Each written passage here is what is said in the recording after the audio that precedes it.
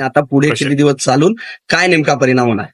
तर आपण 5 जून पासून ही निर्बीजीकरण शस्त्रक्रिया प्रोसिजर चालू केलेली आहे. आतापर्यंत 300 श्वानांचं एकंदरीत निर्बीजीकरण व अँटीरेबीज लसीकरण झालेलं आहे.